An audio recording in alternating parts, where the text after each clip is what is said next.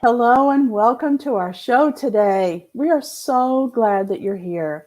Our Daily Reset for Success series is here to help all of us reset our lives so we can live a happier, healthier, more creative, and prosperous life. Our co-hosts today are me, Marian LaSalle, creator of Spotlight Productions, producing live stream shows for business owners and entrepreneurs, and Lady Lou, the baby boomer babe, offering custom interviews for authors, speakers, and people with a message to share.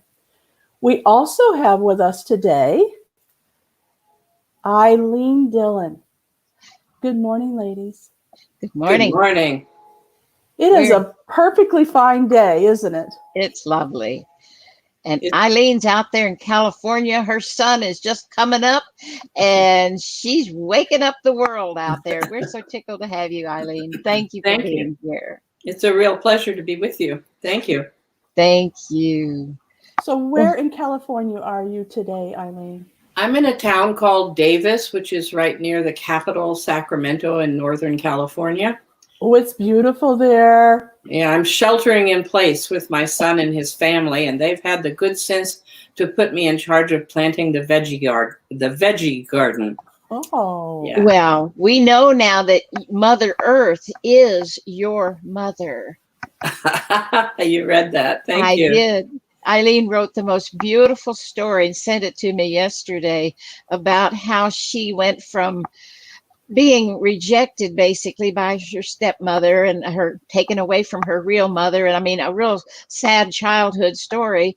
And she was lamenting I believe you were 37, weren't you, Ilene, when you were lamenting that your mother, stepmother, nobody loved you. And your girlfriend on the phone said, well, Mother Earth is your mother. And you were already a gardener and loving the planting and digging in the dirt. And you took that to heart. And Mother Earth is now your mother. And Right. she loves you.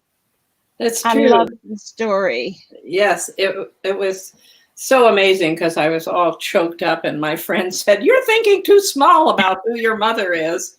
And took me by surprise. And really, I think an interesting thing is how much we can do with our imagination, because I was going to go to the beach and take my shoes off and walk in the sand.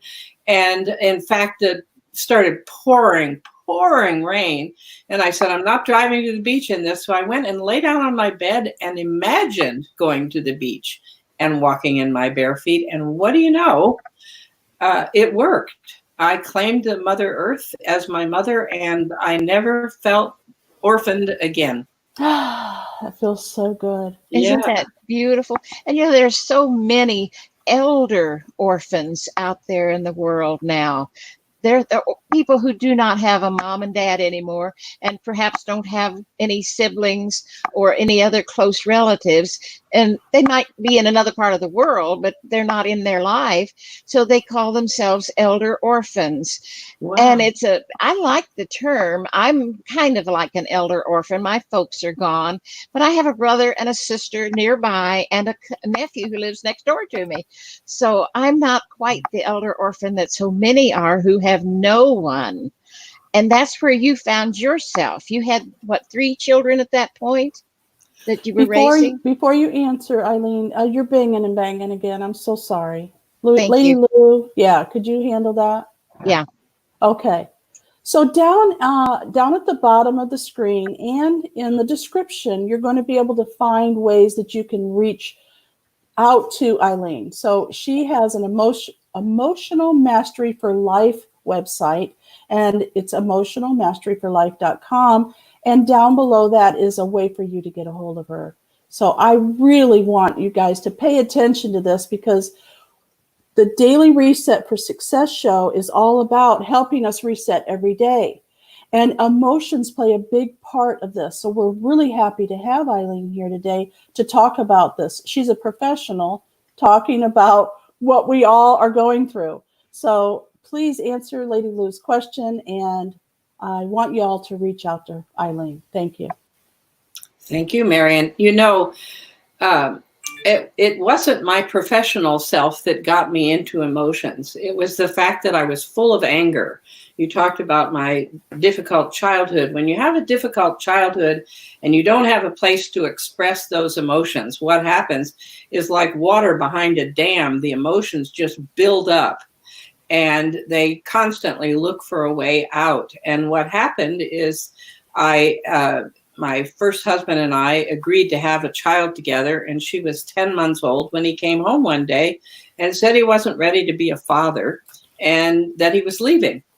Oh. And that was what broke the dam in me. And the anger started pouring out of me. And the only place it had to go was over me and my little 10-month-old daughter. And that really was disturbing to me. This was back in the 1970s.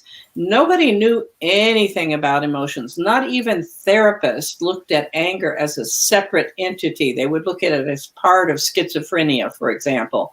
But we surveyed 37 schools in California in 1998 and asked this question: do you now or have you ever offered a standalone course on anger? How many of those 37 institutions that prepared therapists do you think actually taught a standalone course on anger? 1. 0. 0. 0. So even therapists weren't being prepared to deal with emotions. And that's after generations of us shoving emotions down and stigmatizing them and trying to ignore them.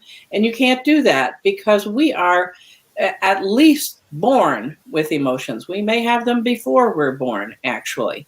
But we're born with them. They stay with us 365 days a year, 24 hours a day, and they don't leave us even when we have Alzheimer's. We still have emotions. They don't leave us until we leave our bodies, right? And yet we didn't know anything about it. And so I couldn't, I was asking questions like, what causes people to be angry? And why is some anger explosive? And if I try to stop it, why can't I stop it? I had all these questions. I went to the University of California in Berkeley. I went to their library and spent a few days there with the help of the reference librarian, and I still didn't find any answers.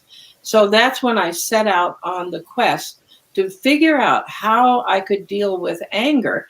And it led me ultimately to understanding how emotions actually work. Can I tell you a little bit about how they work? Before you do, I want to discuss it because this comes up a lot. Lady Lou and I have had this discussion. We've had problems in some of our groups because of it, like, outbursts of anger, and nobody even knows where it's coming from. It's like, I'm sorry I did that. I don't know why I did that. It happened to me just the other day. Lady Lou had to apologize to a guest for me, not on air, of course, but it just like came out, and I thought, now where'd that come from? I'm a nice person. I've never really had a problem with anger or anything. So here's what we did. We diagnosed her and we gave her a name. My anger lady that lives inside me, that's slipping out now and then, is called Gladys. And Lady Lou, we named hers as well. What was your name? It was named after my Aunt Audie.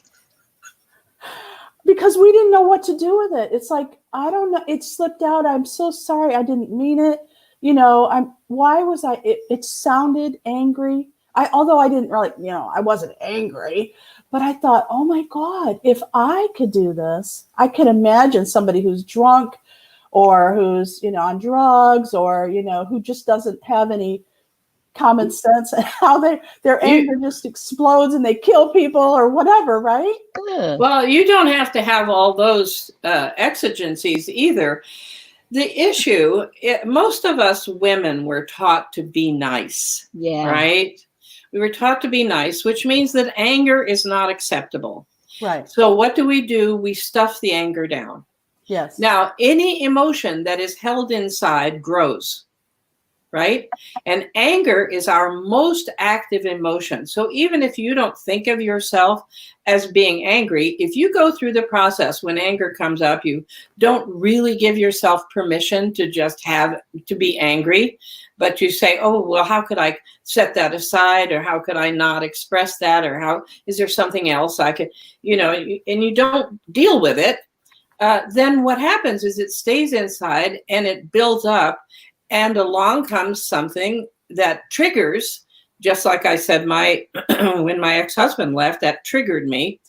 And the anger spills out because anger is our most active emotion. You know those old Disney cartoons where the character would swallow a bug and the bug would be inside of trying to get out? That's the way I envision anger.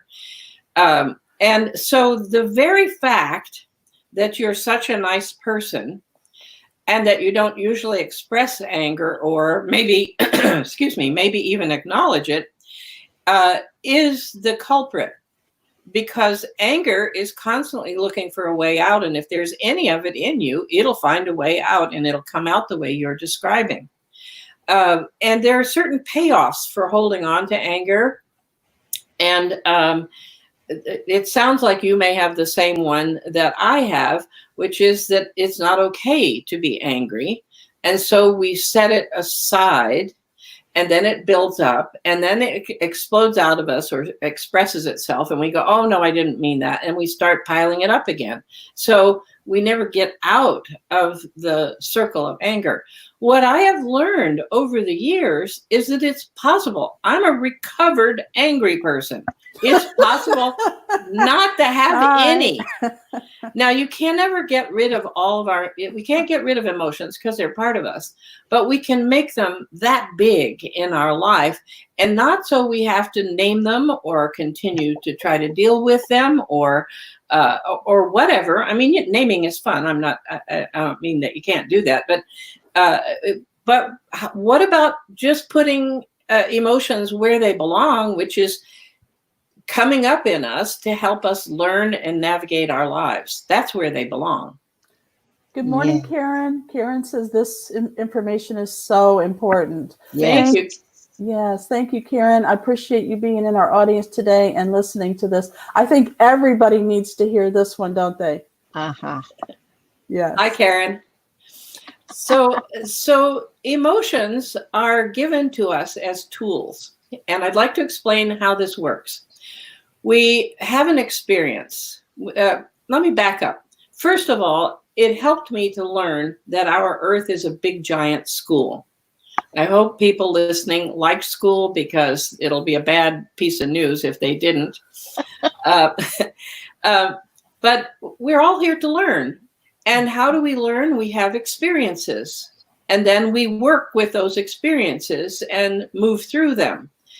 Every experience offers us something to learn. We don't have to learn it, but there's an opportunity there. We could talk maybe in a few minutes about COVID-19 and what is it offering us to learn, right? And with our experience comes emotion. And every emotion has a message, right? Loneliness, for example. What do you think causes people to feel lonely?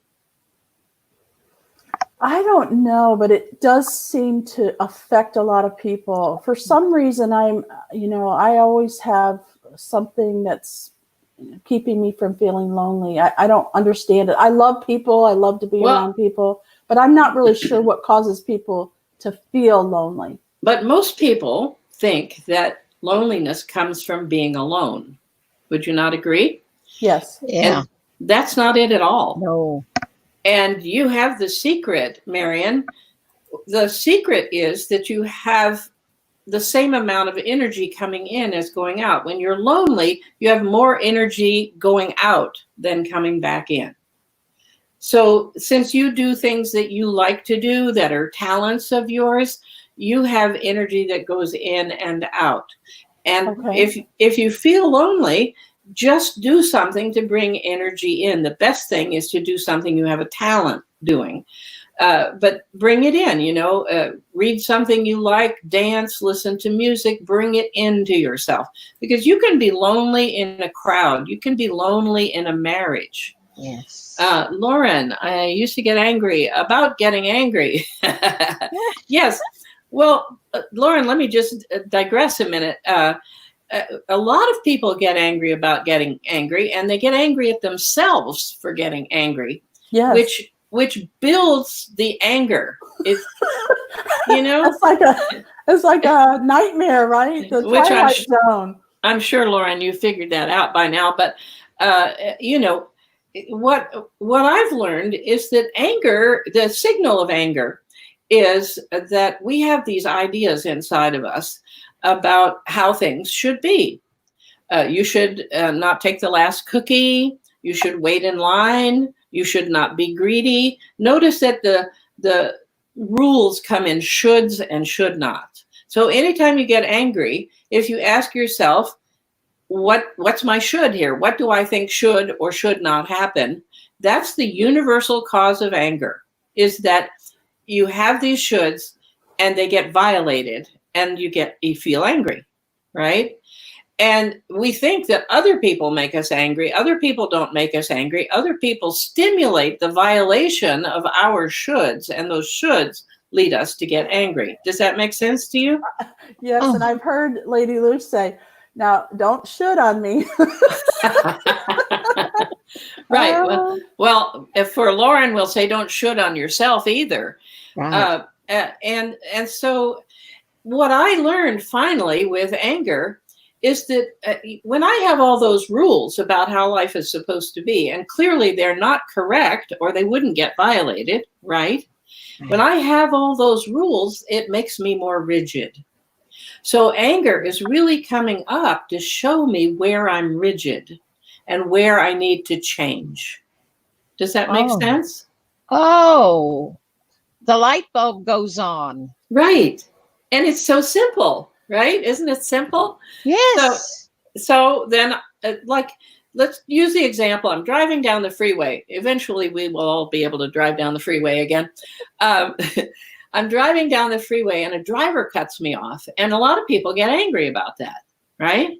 Because we think drivers should not cut us off on the freeway. Well, I would say there's a certain percentage of all drivers who do cut people off on the freeway. What's your percentage, Lady Lou? Oh, I'd say 50%, if not more. 50%. So what happens if the next time you're driving down the freeway, the driver cuts you off and you say, you're part of the 50%. You're not angry anymore, you see. You've taken the should out, right? And essentially, anger results when we are not taking action, when we're not empowering ourselves. So a real cure for anger is to go ahead and live your life as fully as you can, as you want to. And then there's not a lot of occasion for anger. Ooh, that's a big challenge for some of us. Well, it may take a little time, but it took me close to 50 years to figure all this out and start teaching it. And I give you the advantage of, I wrote a book. I give you the advantage of my 50 years. You can get a drop on it and do it much, much faster than I did. Emotions in Motion is the name of my book. Mastering Life's Built-in Navigation System. I love it. Yeah. What did Lauren say? She says, I now listen to my anger, pay attention to the messages it's bringing, and give myself permission to release it. Great. Perfect. Great. Now, also... One more time, Eileen, put your book up a little closer so we can see it, because I think we need to start having classes on this, okay? Emotions in Motion. I love it. And we can get it on Amazon or your website. Yes. Okay. Yes. Do you hear me, Lady Lou? We need to start having classes. I'm ready. I'm ready to share this material with the world, because good. As you and I were talking before the show, I am now 77 years old. I live usually I'm a landlubber right now, but usually for the last 3 years I've been a full-time RVer. Oh my God, traveling I'm so jealous. traveling the US and Canada. And I do it without having to be courageous, without having to be afraid, without getting angry about things, without feeling lonely, because I am in emotional mastery now, finally, at last. Oh, thank God, huh? Oh, Yeah, Karen, you bought my book. Thank you. Thank you, Karen. Oh, Ah. well, we'll have to talk to you more about this class. I think there's going to be a lot of takers. We can do it right here on Zoom. Well, I'm certainly interested in sharing this, that, one of the reasons I'm still writing and traveling and working at 77 is because I'm really excited to share this.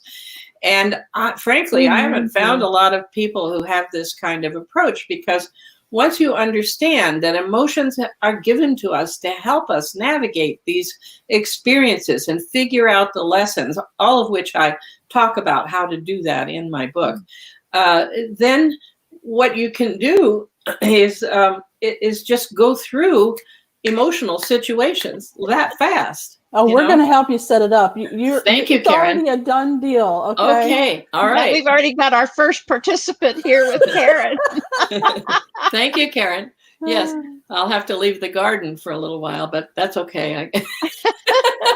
Well, just for an hour a week Right. or something like that. We won't take you away from that pretty garden. So every one of our emotions is giving us a message. Love says, come closer, right?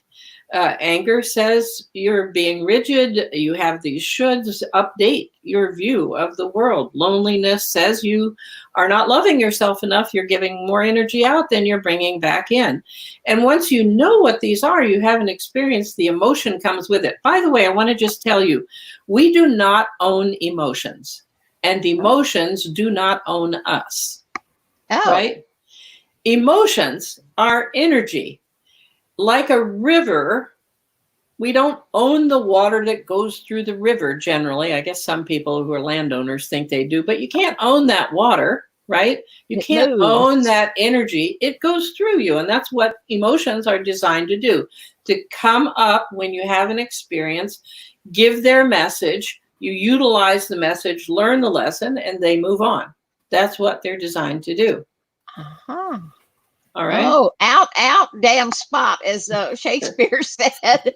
Eileen, I have a question about this now. You said that no one else is seeing it from this perspective. Why do you think that is? I mean, we've got psychiatrists, psychologists, we've got people that are trying to deal with people that have anger issues. Why has no one come up with what you have? Well, there are 100 roads to heaven. We have different approaches to things because different people respond to different approaches, right? What I have observed over the years, I'm an emotional literacy pioneer. I wrote books for parents to help their children deal with emotions back in 1994. Wow. So it was a long time ago. And so a lot of people most people live in their heads. Yeah. And emotions don't happen in your head. They happen in your body. They're connected to your head. But like cognitive behavioral therapy says, emotions come from the thoughts that you have. Well, I think they come through your body, connected to your experiences, and then you have thoughts about them. But that's not the way people look at them. So we are looking at emotions intellectually. I had the advantage of being in a terrible mess and being very determined to get out of it. And so what I was looking for was something that actually worked, that didn't make me have to go back and replenish and do it again and do it again. The kind of work that I'm offering with emotions, you figure out how to work with emotions, you start getting on top of an emotion, and then it just sort of disappears. Let me talk to you about fear. I was afraid. You know something about my early childhood, and when I lost all my parents, my father was or my birth mother anyway, and my father was in the military. We moved every 18 months to 3 years during my childhood. I lived in 11 or 12 different homes by the time I got out of high school, right? So it was a tumultuous kind of experience. And so I had a huge amount of fear.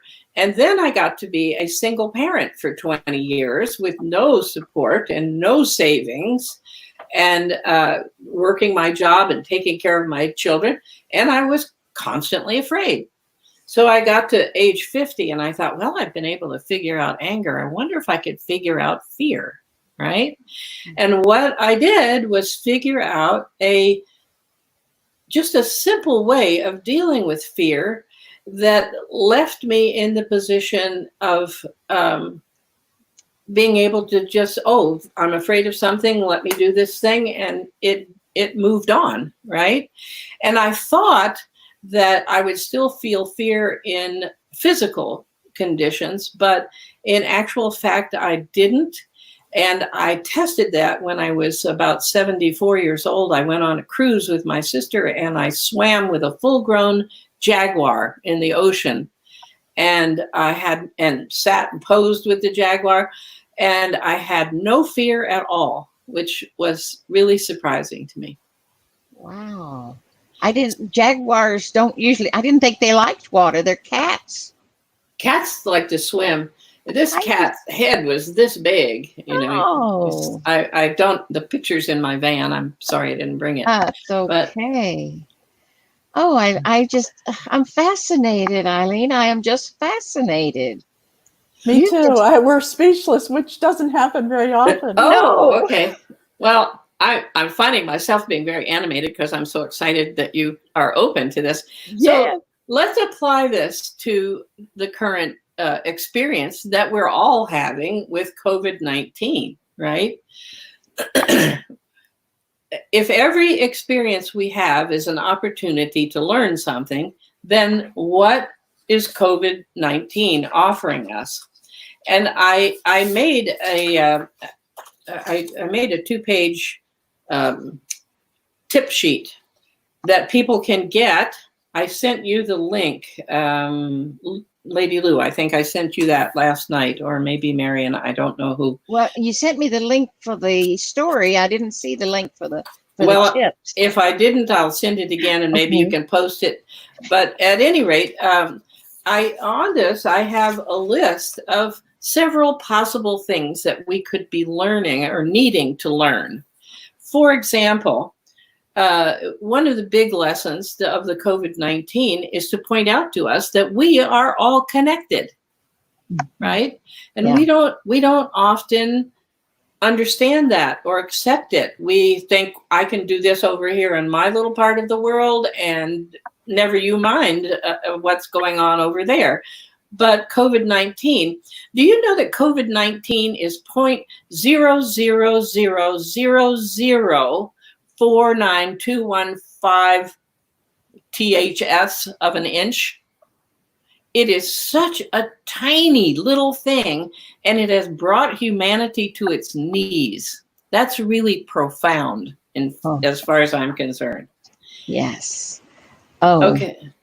So another thing that we're facing, and we haven't figured it out yet, is we have a split between the material world and the energy world, or the spiritual world, or the world of love, however you want to look at it. You know, what's more important? Is it more important to save our economy, or to save the people?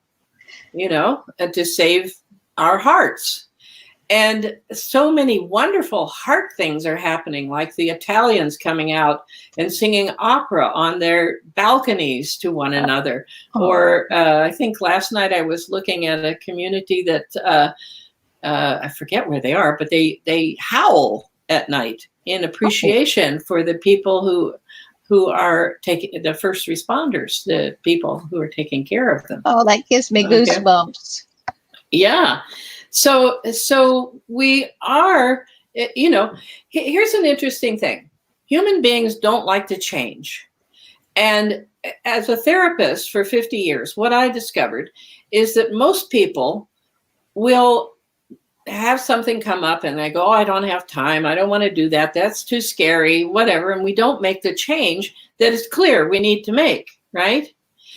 And usually people will wait. And every time that lesson comes back up, it's a more painful lesson. So they'll wait until the pain of that lesson gets so great, they think it couldn't be any worse if they take the leap and go to the new place. That's what it takes for us to change. Now think about COVID-19. We have needed to make changes on this earth. We need to take better care of our earth. We need to take better care of ourselves. We need to slow down. We need to take better care of each other, right? And so this tiny, tiny little particle has come into our lives, stopped everything and said, recalibrate, right? And the emotions that come with it. Some people, there are emotions that they've sat on for years that are coming up. People are making major changes.